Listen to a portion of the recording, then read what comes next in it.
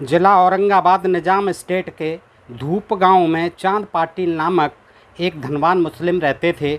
जब वे औरंगाबाद को जा रहे थे तो मार्ग में उनकी घोड़ी खो गई। वो 2 मास तक उन्होंने उसकी खोज में घोर परिश्रम किया, घोड़ी की खोज में, परंतु उसका कहीं पता न चल सका।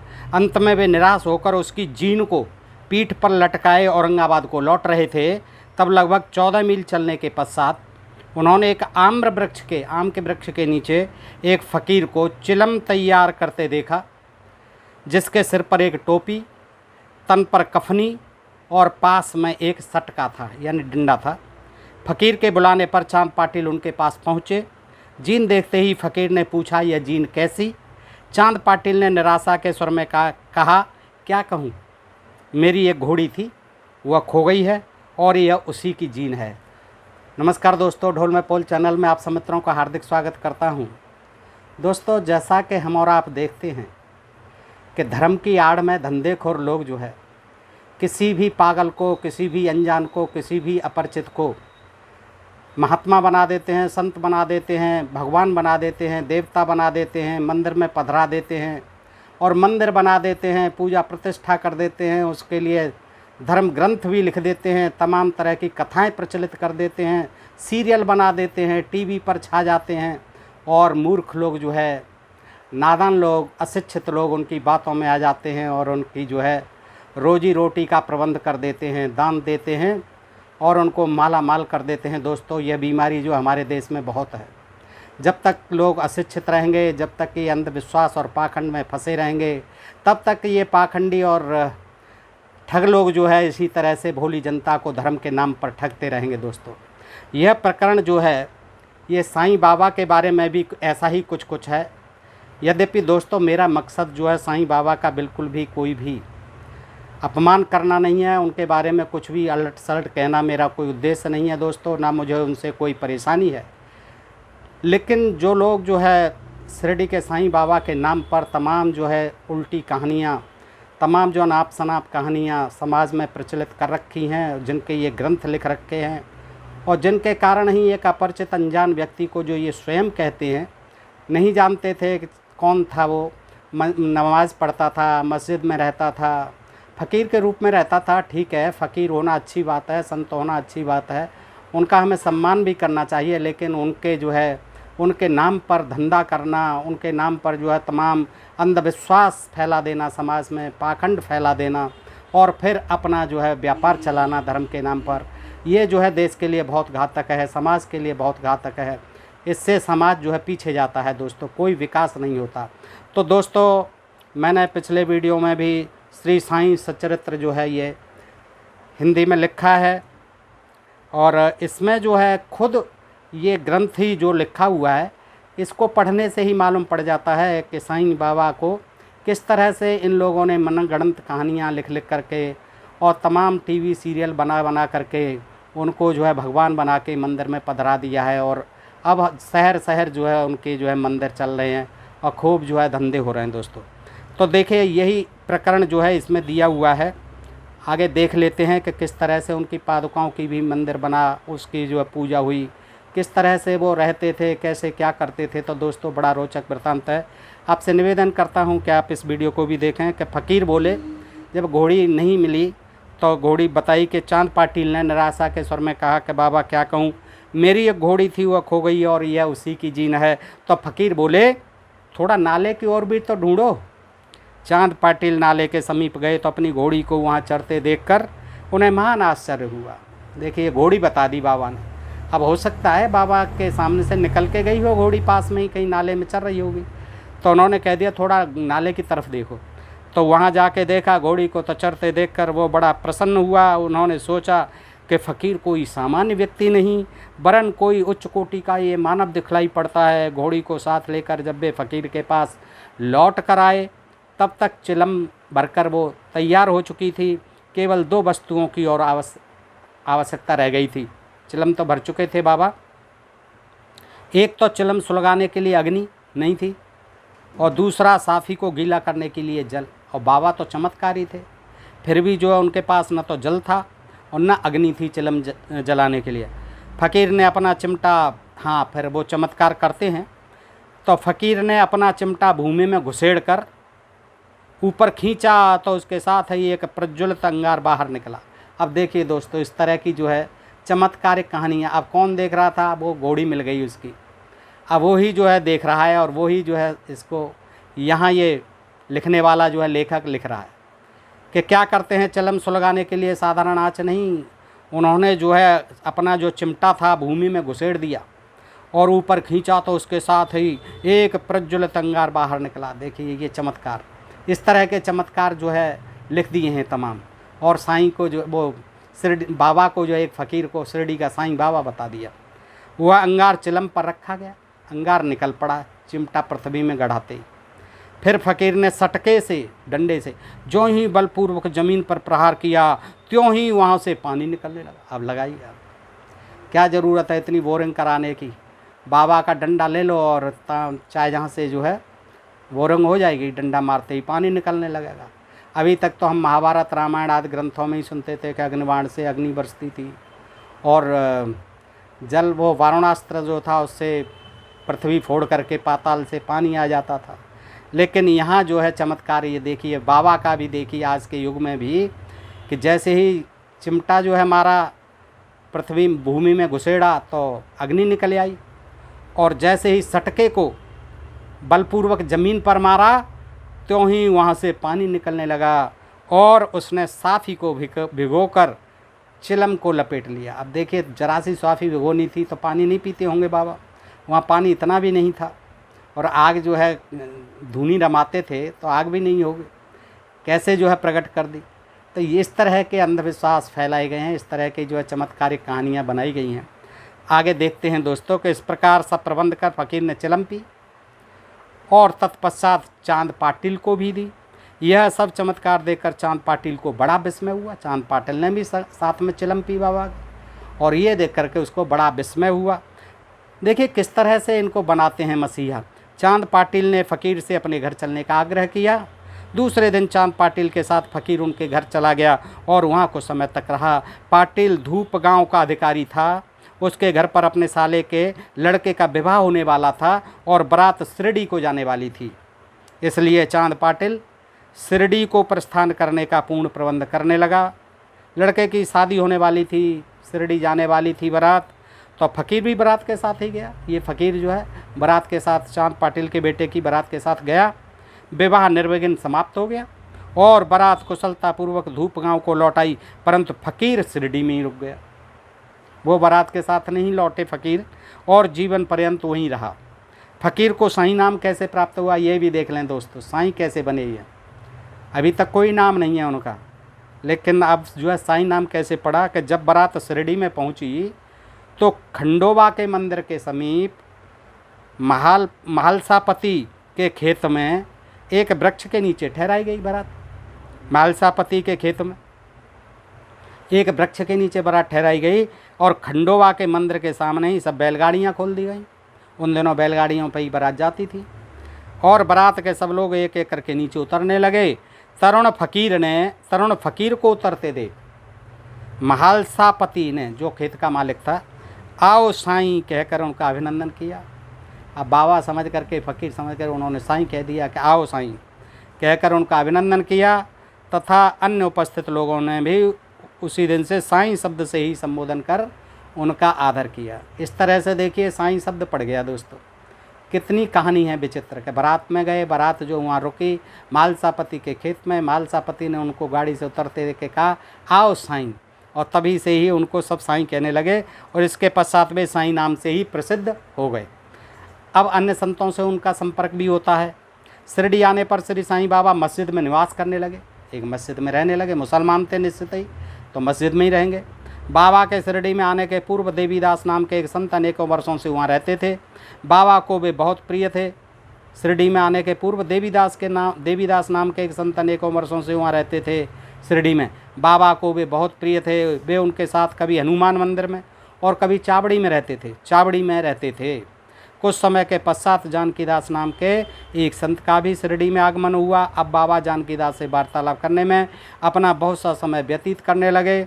जानकीदास भी कभी कभी बाबा के स्थान पर चले जाया करते थे। वो भी उसकी नमाज में उसमें मस्जिद में चले जाते थे। और पूर्णतांबे के श्री गंगागिर नामक एक पारिवारिक वैश्य संत भी बौदा बाबा के पास आया जाया करते थे। जब प्रथम बार उन्होंने श्री साईं बाबा का बगीचा सींचने के लिए पानी ढोते देखा तो उन्हें बड़ा अचंभा हुआ। बाबा जो है पानी सींच रहे थे पेड़ों में। वे स्पष्ट शब्दों में कहने लगे, पारिवारिक वैश्य संत थे कोई, वो कहने लगे, शिरडी परम भाग्यशालिनी है, यहाँ एक अमूल्य हीरा है जिन्हें तुम इस प्रकार परिश्रम करते देख रहे हो, यानी पानी देते देख रहे हो पेड़ों में। वे कोई सामान्य पुरुष नहीं है, अपितु यह भूमि बहुत भाग्यशालिनी और महान पुण्य भूमि है। इसी कारण इसे यह रत्न प्राप्त हुआ है। इसी प्रकार श्री अक्कलकोट महाराज के एक प्रसिद्ध शिष्य संत आनंदनाथ एवला मठ जो कुछ शिरडी निवासियों के साथ शिरडी पधारे, उन्होंने भी स्पष्ट कहा कि यद्यपि बाह्य दृष्टि से ये साधारण व्यक्ति जैसे प्रतीत होते हैं, परंतु ये सचमुच असाधारण व्यक्ति हैं। देखिए, ऐसा कोई उन्होंने चमत्कार अभी नहीं किया है, लेकिन लोग जो है उनको जो है फ़कीर के रूप में देख करके ही तमाम सारी बातें कर रहे हैं उनकी महानता के बारे में। इसका तुम लोगों को भविष्य में अनुभव होगा। ऐसा कहकर वे येवला को लौट गए। यह उस समय की बात है जब शिरडी बहुत ही साधारण सा गांव था और साईं बाबा छोटी उम्र के थे। बाबा का रहन सहन व नित्य कार्यक्रम क्या था, देखते हैं दोस्तों। तरुण अवस्था में श्री बाबा ने कभी अपने केस नहीं कटाए और वे सदैव एक पहलवान की तरह रहते थे। जब वे राहता जो कि शिरडी से 3 मील दूर है, राहता जाते तो वहाँ से गेंदा, जाई और जूही के पौधे मोल ले आया करते थे। वे उन्हें स्वच्छ करके उत्तम भूमि देखकर लगा देते थे और स्वयं सींचते थे। बामन तात्या नाम के एक भक्त इन्हें नित्य प्रति 2 मिट्टी के घड़े दिया करते थे। बामन तात्या, इन घड़ों द्वारा बाबा स्वयं ही पौधों में पानी डाला करते थे। जैसे ही घड़े वहाँ रखते वैसे ही वे फूट जाया करते थे, क्योंकि वे बिना तपाए और कच्ची मिट्टी के बने रहते थे। दूसरे दिन तात्या उन्हें फिर 2 नए घड़े दिया करते थे। यह क्रम 3 वर्षों तक चला। अब देखिए, कच्चे घड़े क्यों देता था वो, और रोज़ गल जाते थे, रोज़ फूट जाते थे। और बाबा भी अजीब थे कि रोज़ उन्हें गला देते थे पानी में, उनसे क्या सच्चाई होती होगी। और ये 3 साल तक ये देता रहा 2 घड़े रोज़ाना। यह क्रम 3 वर्षों तक चला और श्री साईं बाबा के कठोर परिश्रम तथा प्रयत्न से वहाँ फूलों की एक सुंदर फुलवारी बन गई। आजकल इसी स्थान पर बाबा के समाधि मंदिर की भव्य इमारत शोभायमान है। वहीं पर जहाँ बगीचे लगाए थे बाबा ने, पेड़ पौधे लगाए, फुलवारी लगाई थी, जिसको सींचा था, वहीं पर आज बाबा का भव्य समाधि मंदिर है। समाधि भी है, मंदिर भी है, शोभायमान है, जहाँ सहस्त्रों भक्त आते जाते रहते हैं। अब तो लाखों भक्त जाते रहते हैं। नीम वृक्ष के नीचे पादुकाओं की कथा सुन लीजिए दोस्तों। जैसे नीम के पेड़ के नीचे बैठे रहते थे, वहाँ पर एक पादुकाओं की कथा भी है। उनकी जो पादुकाएँ थीं, जूतियाँ थीं। श्री अक्कलकोट महाराज के एक भक्त जिनका नाम भाई कृष्णा जी अली बागकर था, उनके चित्र का नित्य प्रति पूजन किया करते थे। पूजा पाठ शुरू हो गया उनके चित्र का भी। एक समय उन्होंने अक्कलकोट सोलापुर जिला जाकर महाराज की पादुकाओं का दर्शन एवं पूजन करने का निश्चय किया, परंतु प्रस्थान करने के पूर्व अक्कलकोट महाराज ने स्वप्न में दर्शन देकर उनसे कहा कि आजकल शिरडी ही मेरा विश्राम स्थल है। आजकल तो मैं शिरडी में ही रुका हूँ और तुम वहीं जाकर मेरा पूजन करो। इसीलिए भाई ने अपने कार्यक्रम में परिवर्तन कर शिरडी आकर श्री साईं बाबा की पूजा की। वे आनंदपूर्वक शिरडी में 6 मास रहे और इस स्वप्न की स्मृति स्वरूप उन्होंने पादुकाएँ बनवाई। कोई सपना हुआ और 6 महीना रहे, वो साईं बाबा की पूजा करते रहे। फिर उन्होंने स्वप्न में उनकी पादुकाएँ देखीं और पादुकाएँ बनवाईं। शक संमत 1834 में श्रावण में शुभ दिन देखकर नीम वृक्ष के नीचे वे पादुकाएँ स्थापित कर दी। मुहूर्त निकला और शक संमत 1834 में श्रावण में शुभ दिन देखकर नीम वृक्ष के नीचे उनकी पादुकाएँ स्थापित हो गईं। दादा केलकर तथा उपासनी महाराज ने यथाविधि स्थापना उत्सव दिवस संपन्न किया। एक दीक्षित ब्राह्मण पूजन के लिए नियुक्त कर दिया गया। देखिए, पादुकाओं की पूजा के लिए एक ब्राह्मण, उत्तम ब्राह्मण, दीक्षित ब्राह्मण, पढ़ा लिखा वेदज्ञ ब्राह्मण, वो जो है नियुक्त कर दिया गया और प्रबंध का कार्य एक भक्त सगुण मेरु नायक को सौंपा गया। धंधा शुरू। ठाणे के सेवा व्रत कथा का पूर्ण विवरण क्या है दोस्तों, संक्षेप में सुन लें। ठाणे के सेवानिवृत्त मामलातदार श्री बीवी देव, जो श्री साईं बाबा के परम भक्त थे, उन्होंने सगुण मेरु नायक और गोविंद कमलाकर दीक्षित से इस विषय में पूछताछ की। पादुकाओं का पूर्ण विवरण श्री साईं लीला भाग 11, पादुकाओं का पूर्ण विवरण भी लिख दिया। काय में साईं लीला भाग किताब है, उसमें 11 संख्या 1 पृष्ठ 25 में प्रकाशित हुआ है, जो निम्नलिखित है, वो भी सुन लें दोस्तों। शक 1834 ईस्वी सन 1912 में बम्बई के एक भक्त डॉक्टर रामराव कोठारे बाबा के दर्शनार्थ शिरडी आए।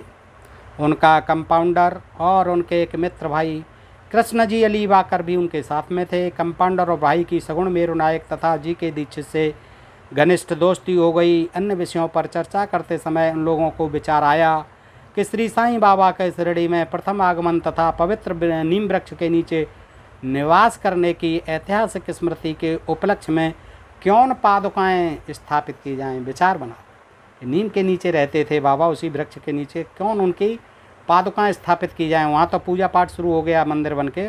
जब पादुकाओं के निर्माण पर विचार विमर्श होने लगा, तब भाई के मित्र कंपाउंडर ने कहा कि यदि यह बात मेरे स्वामी कोठारे को विदित हो जाए तो वे इस कार्य के निमित्त अति सुंदर पादुकाएँ बनवा देंगे, सोने की बनवा देंगे।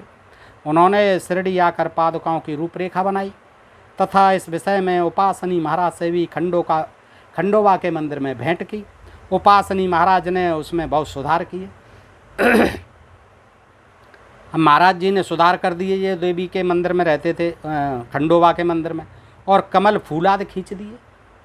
कमल का फूल तो चलता ही है, विष्णु जी के साथ चलता है, तमाम देवी देवताओं के साथ चलता है, तो पादुकाओं के साथ क्यों नहीं चलेगा दोस्तों। तो कमल फूल आदि खींच दिए, चित्र बना दिया, ऐसी बननी चाहिए। तथा नीचे लिखा श्लोक भी रच दिया, जो नीम वृक्ष के महात्मा, वह बाबा की योग शक्ति का द्योतक था, जो इस प्रकार है, ये भी सुनना। सदा निम्बवृक्षस्य मूलाधिवासात् शुद्रास्त्राम्बिणं तिक्तमप्यं प्रियं तम तरुं कल्पवृक्षादिकं साधयन्तं नमामीश्वरं सद्गुरुं साईनाथम। दोस्तों इस तरह से संस्कृत में लिख कर ये सारी चीज़ें प्रचलित हुई हैं। तो यहाँ भी जो है संस्कृत में लिख दी, और ये हमारी और आपकी समझ में नहीं आएगा कि क्या लिख दिया, कि कितने महान थे साईं बाबा, उनकी पादुकाएँ कितनी महान थी। लेकिन हिंदी में देखिए क्या है, देते हैं कि मैं भगवान साईनाथ को नमन करता हूँ, जिनका सानिध्य पाकर नीम वृक्ष कटो तथा अप्रिय होते हुए भी अमृत वर्षा करता था। देखिए क्या, जो कट होता है, कड़वा होता है, वो भी साईं बाबा के सानिध्य पाकर अमृत वर्षा करता था। इस वृक्ष का रस अमृत कहलाता है। इसमें अनेक व्याधियों से मुक्ति देने के गुण होने के कारण इसे कल्प वृक्ष से भी श्रेष्ठ कहा गया है।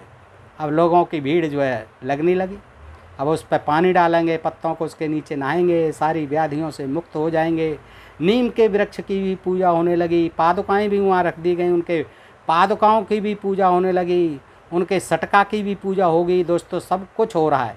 आगे देखिए इस तरह से चलते हैं इनके जो है। उपासनी महाराज का विचार सर्वमान्य हुआ और कार्य रूप में भी परिणत हुआ। पादुकाएँ बम्बई में तैयार कराई गई और कंपाउंडर के हाथों शिरडी भेज दी गई। बाबा की आज्ञानुसार इसकी स्थापना, बाबा की आज्ञानुसार, अब बाबा की आज्ञा, बाबा ने कह दिया होगा कि मेरी पादुकाएँ बनवाना बम्बई में, यहाँ लाना, फिर यहाँ स्थापना कर। ये सब बातें जो है ये गोल मोल करके लिख देते हैं दोस्तों कि बाबा की आज्ञानुसार इसकी स्थापना श्रावण की पूर्णिमा के दिन की गई। इस दिन प्रातःकाल 11 बजे जी के दीक्षित उन्हें अपने मस्तक पर रखकर खंडोबा के मंदिर से समारोह में और धूमधाम के साथ द्वारका माई में लाए। बाबा ने पादुकाएँ स्पर्श कर कहा, बाबा के सामने की बात है, जीवित होने पर ही बाबा ने पादुकाएँ स्पर्श करके कहा कि ये भगवान के श्री चरण हैं। बाबा ने पादुकाएँ स्पर्श की और क्या कहते हैं, देखिए, ये भगवान के श्री चरण हैं, इनकी नीम वृक्ष के नीचे स्थापना कर दो। इसके एक दिन पूर्व ही बम्बई के एक पारसी भक्त पास्ता सेठ ने 25 रुपयों का मनी आर्डर भेजा। बाबा ने ये रुपए पादुकाओं की स्थापना के निमित्त दे दिए। अब देखिए बाबा ने 25 रुपये जो आए थे वो भी दे दिए कि जल्दी करो इनको जो है, मेरी पादुकाएँ जो है स्थापित करो। स्थापना में कुल 100 रुपये व्यय हुए। सस्ता था उस समय, 100 रुपये भी बहुत मायने रखते थे, जिसमें 75 रुपये चंदे द्वारा एकत्रित हुए। प्रथम 5 वर्षों तक डॉक्टर कोठारे दीपक के निमित्त 2 रुपये मासिक भेजते रहे। देखिए दीपक के लिए भी मासिक 2 रुपये भेजते रहे कोठारे जी। उन्होंने पादुकाओं के चारों लगाने के लिए लोहे की छड़ें भी भेजी। अब उनको सुरक्षित भी करना था तो लोहे की छड़ें भी भेजी। स्टेशन से छड़ें ढोने और छप्पर बनाने का खर्चा 7 रुपये 8 आने सगुण मेरुनायक ने दिए। आजकल जाखड़ी नाना पुजारी पूजन करते हैं और सगुण मेरुनायक नैवेद्य अर्पण करते तथा संध्या को दीपक जलाते हैं। अब चूँकि इन्होंने ही सारी व्यवस्थाएं की तो यही करेंगे वहाँ पर पूजा पाठ और अपना जो है जो कुछ भी करना है। भाई कृष्णा जी पहले अक्कलकोट महाराज के शिष्य थे। अक्कलकोट जाते हुए सक 1834 में पादुका स्थापना के शुभ अवसर पर शिरडी आए और दर्शन करने के पश्चात जब उन्होंने बाबा से अक्कलकोट प्रस्थान करने की आज्ञा मांगी तब बाबा कहने लगे, क्या कहने लगे, अरे अक्कलकोट में क्या है, तुम वहाँ व्यर्थ क्यों जाते हो। भक्तों से कहने लगे, वहाँ के महाराज तो यहीं मैं स्वयं हूँ, अक्कलकोट का महाराज अब मैं ही यहीं हूँ, मैं ही हूँ। यह सुनकर भाई ने अक्कलकोट जाने का विचार त्याग दिया। पादुकाएं स्थापित होने के पश्चात वे बहुधा शिरडी आया करते थे। श्री वीवी देव ने अंत में ऐसा लिखा है कि इन सब बातों का विवरण हेमाड पंत को विदित नहीं था, जिन्होंने पुस्तक लिखी है। ये हेमाड पंत को पता नहीं था, अन्यथा वे श्री साईं सच्चरित्र में लिखना कभी नहीं भूलते। शिरडी में एक पहलवान था जिसका नाम मोहिदुन तमेली था। देखिए कुश्ती भी लड़ते थे बाबा। कि शिरडी में एक पहलवान था जिसका नाम मोहिद्दीन तंबोली था। बाबा का उससे किसी विषय पर मतभेद हो गया। फलस्वरूप दोनों में कुश्ती हुई और बाबा हार गए। इसके पश्चात बाबा ने अपनी पोशाक और रहन सहन में परिवर्तन कर दिया। वे कफनी पहनते, लंगोट बांधते और एक कपड़े से सिर ढकते थे। वे आसन तथा शयन के लिए एक टाट का टुकड़ा काम में लाते थे। इस प्रकार फटे पुराने चिथड़े पहन कर के वो बहुत संतुष्ट प्रतीत होते थे।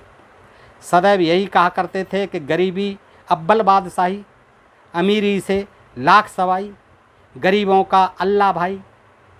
ये वो तो कहते थे बाबा कि गरीबी अव्वल बादशाही, अमीरी से लाख सवाई, गरीबों का अल्लाह भाई, गरीबों का अल्लाह भाई। वो सही कहते थे कि गरीबों का तो भाई अल्लाह है और गरीबी अव्वल बादशाही है और अमीरी से लाख सवाई भी है। अब बाबाओं के लिए, फ़कीरों के लिए, संतों के लिए तो ये कहना सही है, लेकिन उनके भक्तों ने उनकी सोने की प्रतिमाएं बनवा दी, सोने की पादुकाएं बनवा दी और जो है आज स्वयं भी माला माल हो रहे हैं, करोड़ों अरबों में खेल रहे हैं। दोस्तों वो फ़कीरी के लिए प्रशंसा कर रहे हैं, गरीबी की प्रशंसा कर रहे हैं कि गरीबी में रहो, क्योंकि साधु संत जो है, फ़कीर जो है त्यागी होते हैं दोस्तों। अब उनके जो है मानने वाले, उनके जो है अनुयायी जो है लाखों करोड़ों में खेल रहे हैं ऐसे फ़कीर के नाम पर। तो गंगागीर को भी कुश्ती से बड़ा अनुराग था। एक समय जब वह कुश्ती लड़ रहा था गंगागीर, तब इसी प्रकार उसको भी त्याग की भावना जागृत हो गई। इसी उपयुक्त अवसर पर उसे देववाणी सुनाई दी, भगवान के साथ खेल में अपना शरीर लगा देना चाहिए। इस कारण वह संसार छोड़ आत्मानुभूति की ओर झुक गया। श्री साईं बाबा लोगों से न मिलते और न वार्तालाप करते थे, ना तो मिलते थे न ज़्यादा वार्तालाप करते थे। जब कोई उनसे कुछ प्रश्न करता तो वे केवल उतना ही उत्तर देते थे, मुस्कुरा के रह जाते थे। और दिन के समय वे नीम वृक्ष के नीचे विराजमान रहते थे। कभी कभी वे गांव की मेड़ पर नाले के किनारे एक बबूल वृक्ष की छाया में बैठे रहते थे और संध्या को अपनी इच्छा अनुसार कहीं भी वायु सेवन को निकल जाया करते थे। अब फ़कीर आदमी क्या करे बेचारा, अकेला आदमी अपना टाइम पास करना ही है उसे, कभी बबूल के नीचे, कभी नीम के नीचे, कभी कहीं कभी कहीं। इसी प्रकार वो अपना समय पास करते थे।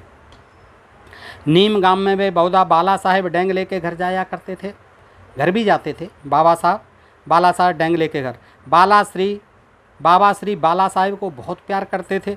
उनके छोटे भाई जिसका नाम नाना साहेब था के द्वितीय विवाह करने पर भी उनको कोई संतान नहीं थी। बाला साहेब ने नाना साहेब को श्री साईं बाबा के दर्शनार्थ शिरडी भेजा। कुछ समय पश्चात उनकी श्री कृपा से, बाबा की कृपा से, नाना साहब के यहाँ एक पुत्र रत्न प्राप्त हुआ। इसी समय से बाबा के दर्शनार्थ लोगों का अधिक संख्या में आना प्रारंभ हो गया।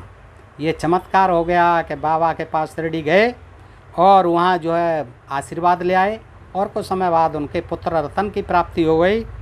और यही प्रचलित हो गया कि बाबा के आशीर्वाद से जिनको संतान नहीं है, संतान प्राप्त होती हैं। तो वहाँ जाना लो है दर्शनार्थी लोग, इस तरह के जो परेशान लोग होते हैं वो चल देते हैं दोस्तों।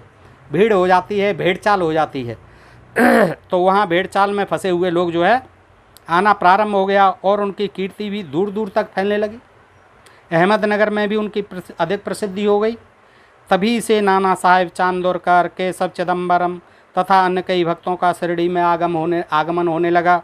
बाबा दिन भर अपने भक्तों से घिरे रहते और रात्रि में जीर्ण शीर्ण मस्जिद में, टूटी फूटी मस्जिद में शयन करते थे। देखिए, वो मुसलमान थे और जीर्ण शीर्ण मस्जिद में शयन करते थे। इस समय बाबा के पास कुल सामग्री क्या थी? देखिए, चिलम, तम्बाकू, एक ठमरेल, एक लंबी कफनी, सिर के चारों लपेटने का कपड़ा और एक सटका था जिसे वे सदा अपने पास रखते थे। सिर पर सफ़ेद कपड़े का एक टुकड़ा वे सदा इस प्रकार बांधते थे कि उसका एक छोर बाएं कान पर से पीठ पर गिरता हुआ ऐसा प्रतीत होता था मानो बालों का जूड़ा हो। हफ्तों तक वे इन्हें स्वच्छ नहीं करते थे कपड़ों को। पैर में कोई जूता या चप्पल भी नहीं पहनते थे, फिर भी उनकी पादुकाएं पूज रही हैं। केवल एक टाट का टुकड़ा ही अधिकांश दिन में उनके आसन का काम देता था। आज उनका सोने की कुर्सी बना दी गई है। वे एक कौपीन धारण करते और सर्दी से बचने के लिए दक्षिण मुख ही धूनी तपते थे। आज एसी लगे हुए हैं उनके मंदिरों में। वे धूनी में लकड़ी के टुकड़े डाला करते थे। अभी देखिए, ये धूनी लगा रहे हैं, वहाँ कह रहे चिमटी गाड़ा, आग नहीं थी तो चिमटा जो है पृथ्वी में गाड़ा, उससे आग निकली और पानी निकालने के लिए डंडा मारा तो पानी निकल पड़ा।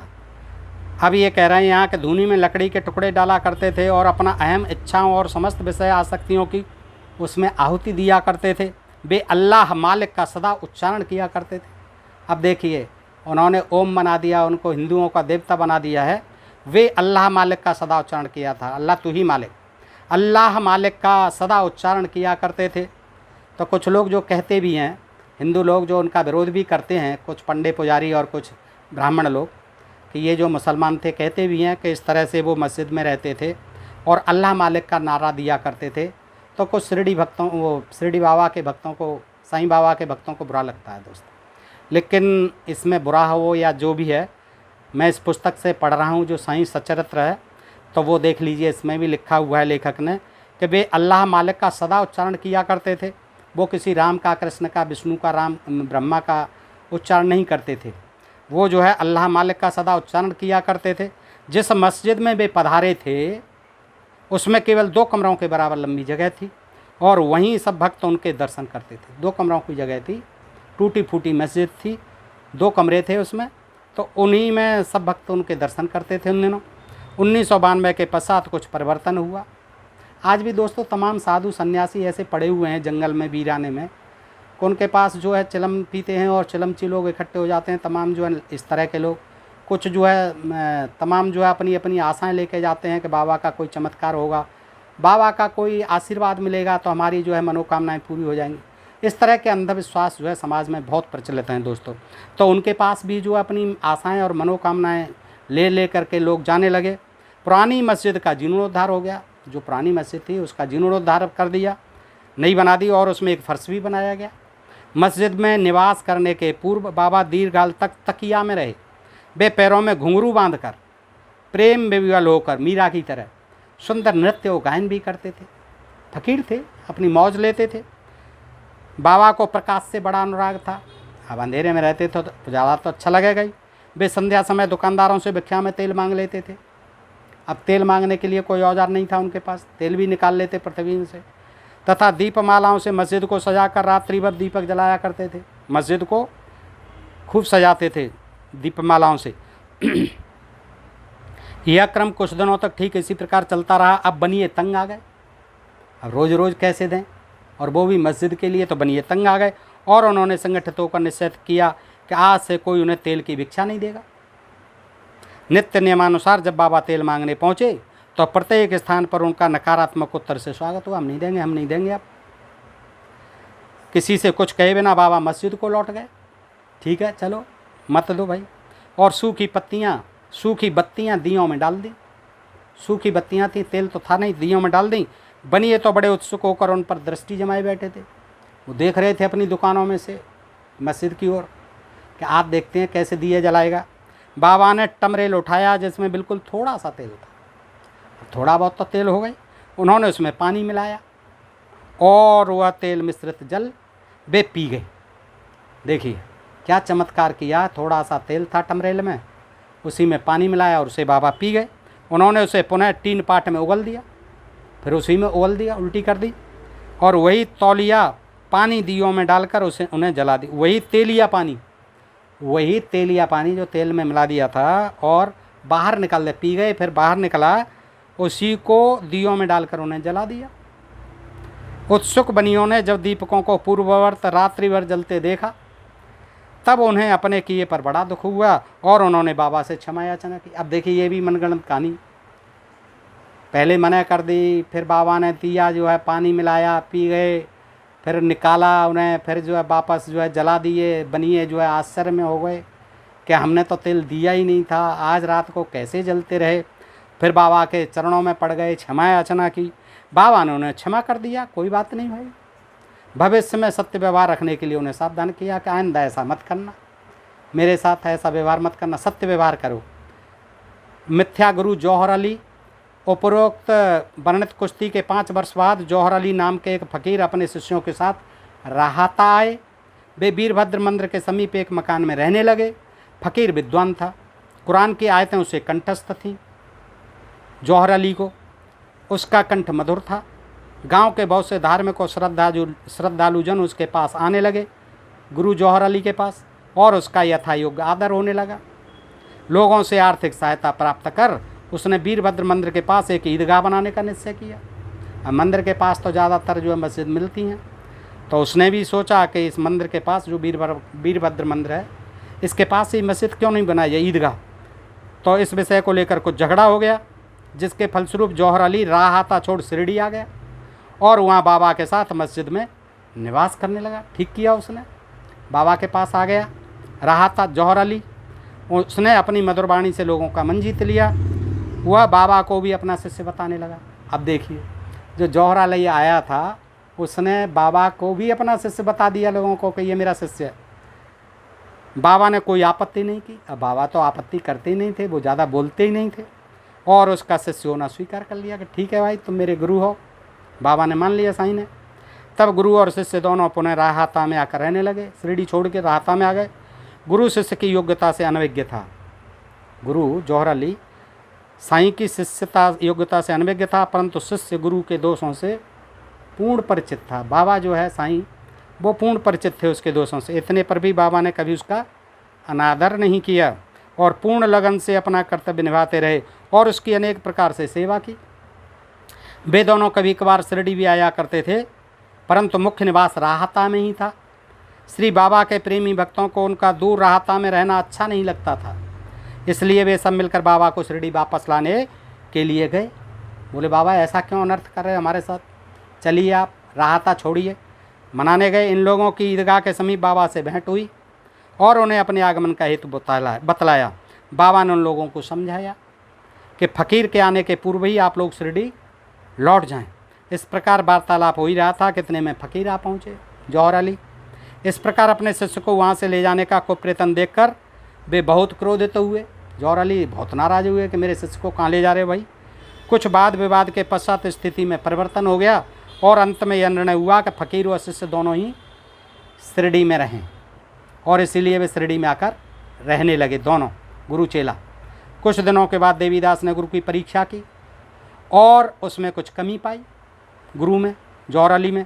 चांद पाटिल की बारात के साथ जब बाबा शिरडी में आए थे, उससे 12 वर्ष पूर्व देवीदास लगभग 10 या 11 वर्ष की उम्र की अवस्था में शिरडी आए थे और हनुमान मंदिर में रहते थे। देवीदास सुडौल सुंदर आकृति तीक्ष्ण बुद्धि के थे। वे त्याग की साक्षात मूर्ति और अगाध ज्ञानी थे। बहुत से सज्जन जैसे तात्या कोते, काशीनाथ, अन्य लोग उन्हें अपना गुरु समान मानते थे। हनुमान के भक्त थे, इसलिए देवीदास को लोग जौहर अली को उनके सम्मुख लाए, देवीदास के सम्मुख लाए पकड़ के जौहर अली को। विवाद में जौहर अली बुरी तरह पराजित हुआ और शिरडी छोड़कर बैजापुर को भाग गया। साईं का गुरु भाग गया जौहर अली बैजापुर। वह अनेक वर्षों के पश्चात फिर शिरडी आया और साईं बाबा की चरण वंदना की। फिर आकर के वो चेला बन गया, उल्टा जो है साईं बाबा की चरण वंदना की। उसका यह भ्रम कि वह स्वयं गुरु था और श्री साईं बाबा उनके शिष्य अब दूर हो चुका था, ये भ्रम मिट गया। श्री साईं बाबा उसे गुरु समान ही आदर करते थे, फिर भी उसका स्मरण कर उसे बहुत पश्चाताप हुआ। इस प्रकार श्री साईं बाबा ने अपने प्रत्यक्ष आचरण से आदर्श उपस्थित किया कि अहंकार से किस प्रकार छुटकारा पाकर शिष्य के कर्तव्यों का पालन कर किस तरह आत्मानुभव की ओर अग्रसर होना चाहिए। ऊपर वर्णित कथा महालसापति के कथनानुसार है। अभी ये जो है लेखक लिखता है कि ये कथा जो है महालसापति ने बताई है, जिसके खेत में बारात ठहरी थी। दोस्तों, इस तरह की ये कथा कहानी जैसे नारद ने बृहस्पति को सुनाई, उसने विष्णु जी को सुनाई, शिव जी ने पार्वती जी को सुनाई, किसी ने वैशंपायन जी ने परीक्षित को सुनाई। इस तरह से ये कथा भी महालसापति ने, जिसके खेत में बारात ठहरी थी चांद पाटिल की, उसने सुनाई और लेखक ने लिख दी।